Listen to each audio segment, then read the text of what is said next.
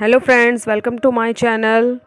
कैसे हैं आप सब? आई होप आप सब अच्छे ही होंगे। आज हमारे यहाँ अहोई माता की पूजा है, तो मैंने सोचा ये आपके व्लॉग आपके साथ भी शेयर किया जाए। तो हम लोग अपने घर पे अहोई माता की पूजा शुरू करने जा रहे हैं। मैं, मेरी सास, मेरी चचिया सास, मेरी देवरानी, सब लोग हम लोग अपने पुराने घर पर आए हुए हैं, जहाँ पर मेरे सास ससुर पहले रहते थे। पुश्तैनी घर है वो हमारा, और अभी हम लोग न्यू घर में शिफ्ट हो गए हैं। तो वैसे मेन पूजा लाइक होली, दिवाली, अहोई माता, करवा चौथ, ये लोग हम अपने पुराने घर में ही पूजा करते हैं। पहले हम लोग दीवारों पे बनाते थे अहोई माता, लेकिन अभी इधर कुछ सालों से बच्चों की पढ़ाई आप जानते ही होंगे ऑनलाइन हो गई है।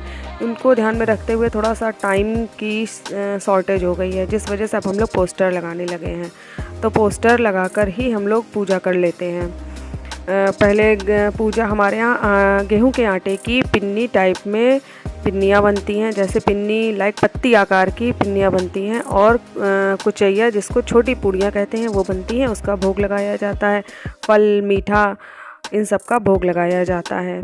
हमारे यहाँ व्रत नहीं होता है, लेकिन हम लोग पूजा शाम को करते हैं। पूजा में कच्ची मिट्टी के कलश में पानी भरकर रखा जाता है, और उस पर दियाले के ऊपर थोड़े से चावल रखे जाते हैं। फिर उसके ऊपर दिया रखा जाता है, और उसके आगे ये हमारे यहाँ गोबर और मिट्टी को मिलाकर गौर बनाया जाता है, जिससे हम लोग सिंदूर भरकर उसी से ही सुहाग लेते हैं। तो पहले गौर की पूजा की जाती है, फिर कलश की पूजा की जाती है, फिर अहोई माता की पूजा की जाती है।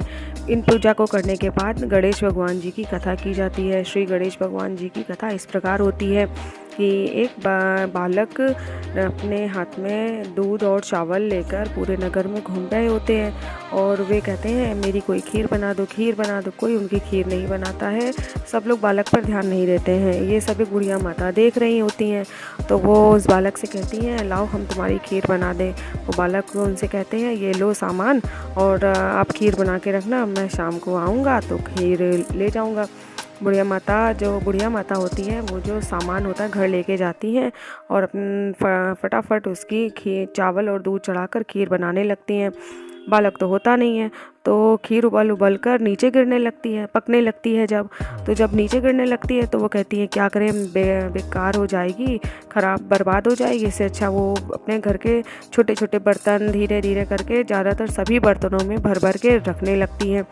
फिर भी खीर गिरती जाती है, तो वो खीर को सारे बर्तनों में, अपने घर के सभी बर्तनों में भर कर रख लेती है। अच्छा, यह सब काम उनकी बहू देख रही होती है। फिर खीर पककर तैयार हो जाती है। माता उस बालक का इंतज़ार करती हैं कि बालक आए और अपनी खीर ले जाए, लेकिन बालक सुबह से दोपहर, दोपहर से शाम हो जाती है, बालक नहीं आते हैं। ये सब उनकी बहू देख रही होती है। वो माता अपनी बहू को तका जाती, कहती है देखना कोई झूठा ना कर दे, और मैं बालक को पूरे नगर में ढूंढ के आती हूँ, उसने कहा था नगर में घूम रहा है। वो चली जाती हैं। अच्छा, खीर को देखकर बहू के मन में लालच आ जाता है, तो वो एक कटोरी में निकालती हैं और जय श्री गणेश कह के खीर को चख लेती हैं। उन्हें खीर बहुत स्वादिष्ट लगती है। फिर माता लौट के आती हैं।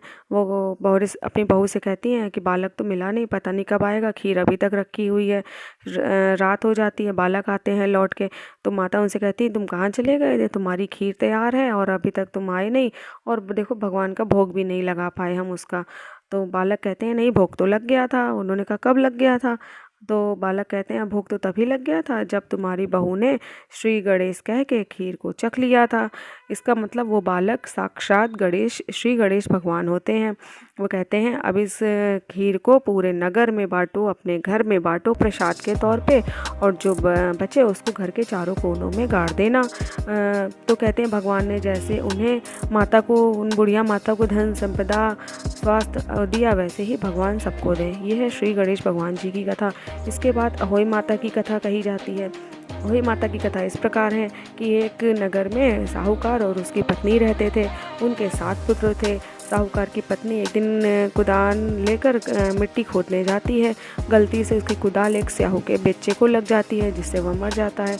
यह देखकर स्याहू की जो स्याहू होता है वो बहुत रोती है और उसको श्राप देती है। कहती जिस तरह मैं अपने पुत्र बालक बच्चों के वियोग में रो रही हैं, ऐसे ही तुम भी रोगी। तो साहूकार की पत्नी जब घर आती है तो धीरे धीरे कर कर उसके सातों पुत्र ख़त्म हो जाते हैं।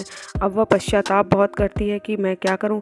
दोनों साहूकार और साहूकार की पत्नी दोनों घर छोड़कर जाने लगते हैं।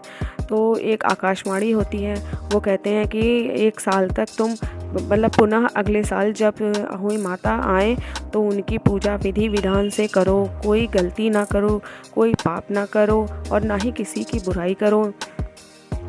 और कहते हैं अगर गलती का पश्चाताप किसी के सामने कर लो तो वह आधा हो जाता है। तो इस तरह से पूजा विधि विधान से फिर से करो, अगर माता की कृपा रही तो तुम्हें फिर से पुत्र प्राप्ति होगी। साहूकार और साहूकार की पत्नी दोनों ऐसा ही करते हैं और उन्हें माता की कृपा से फिर पुत्र सुख प्राप्त होता है और दोनों पुत्र सुख भोगते हुए अंत में स्वर्ग को जाते हैं। ये है इस प्रकार अहोई माता की कथा की जाती है।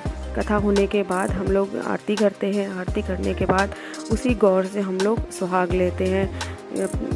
फिर ये प्रसाद पूरे घर में बांटा जाता है। अहोई माता आप पर भी अपनी कृपा बनाए रखें। जय अहोई माता की।